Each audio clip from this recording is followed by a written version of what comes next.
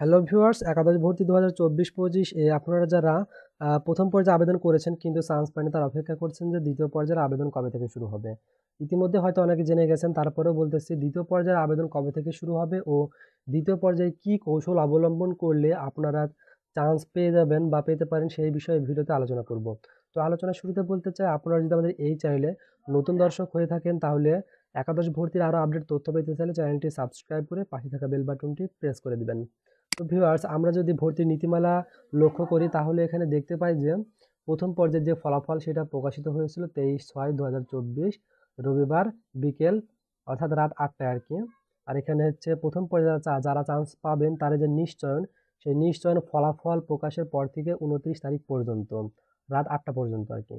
এরপরে দ্বিতীয় পর্যায়ে আবেদন গ্রহণ দেখতে পাচ্ছেন 30/6/2024 রবিবার থেকে 2/7/2024 মঙ্গলবার রাত 8টা পর্যন্ত। অর্থাৎ আপনারা 2 জুলাই মঙ্গলবার রাত 8টা পর্যন্ত দ্বিতীয় পর্যায়ের আবেদন করতে পারবেন। তো এবার কথা হচ্ছে যে দ্বিতীয় পর্যায়ে কিভাবে আপনারা আবেদন করলে আপনাদের চান্স পাওয়া অনেক সহজ হবে। তো এই বিষয়ে যেটা প্রথম কথা সেটা হচ্ছে যে এটা আপনারা জানেন কিন্তু হয়তো মানেন না, বা আবেদন করার সময় তো সেটা খেয়াল থাকে না। তা হচ্ছে যে আপনাদের যে রেজাল্ট রয়েছে সেই রেজাল্টের সাথে যেই কলেজটি সামঞ্জস্যপূর্ণ হয় সেই কলেজে যদি আপনারা আবেদন করেন তাহলে আপনাদের চান্স পাওয়ার পসিবিলিটি বেশি থাকে। কিন্তু দেখা যায় যে অধিকাংশ শিক্ষার্থীই মনের মধ্যে এমন একটা ইয়ে থাকে যে আমরা ভালো কলেজেই পড়বো বা ভালো কলেজেই চান্স দেবো, এই প্রবণতার কারণেও অনেক শিক্ষার্থীরা চান্স পায় না। এটা একটা মারাত্মক ভুল। তাই আপনারা আপনাদের রেজাল্টের সাথে সামঞ্জস্য রেখে সেরম র্যাঙ্কের কলেজে আবেদন করবেন। আর বর্তমানে আরেকটি গুরুত্বপূর্ণ পদক্ষেপ হচ্ছে, যেই পদক্ষেপ অবলম্বন করলে আপনারা চান্স পাবেন তা হচ্ছে যে কোন কলেজের কেমন আসন সংখ্যা রয়েছে সেইটা জানা।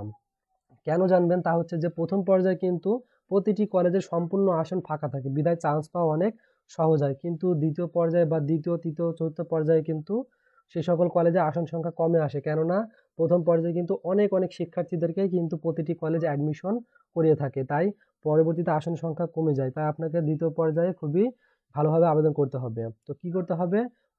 প্রয়োজনে আপনাদেরকে সেই কলেজে যাইতে হবে, গিয়ে দেখতে হবে বা স্যারদের সাথে কথা বলতে হবে যে প্রথম যে নিশ্চয়ন সেই নিশ্চয়ন হওয়ার পরে বর্তমানে কতটি সিট ফাঁকা রয়েছে। তো যেই কলেজে যত বেশি সিট ফাঁকা থাকবে সেই কলেজে চান্স পাওয়ার পসিবিলিটি বেশি থাকবে। তাই আপনারা যেই কলেজে বেশি ফাঁকা থাকবে আসন সেই কলেজে আবেদন করবেন। আর আরেকটি বড় কথা হচ্ছে, প্রয়োজনে সেই কলেজে একটু স্যার বা বড় ভাইদের থেকে পরামর্শ নিবেন যে কেমন ধরনের পয়েন্ট থাকলে এই কলেজে চান্স পাওয়া যায়। তো সেভাবে দেখে শুনে ভেবে চিন্তে আপনারা যদি তেমন কলেজে অ্যাপ্লাই করেন তাহলে আপনারা সেই কলেজে অনায়াসেই চান্স পেয়ে যাবেন। তাই বলবো যেভাবে আবেদন করুন ভেবেচিন্তে আবেদন করবেন, কেননা যদি আপনারা চান্স না পান তাহলে কিন্তু এই বছরটি আপনাদের বৃথা যাবে। তাই আবেদন করার জন্য খুবই ভেবেচিন্তে আবেদন করবেন। তো ভিউয়ার্স, আজকের ভিডিও এ পর্যন্তই। ধন্যবাদ।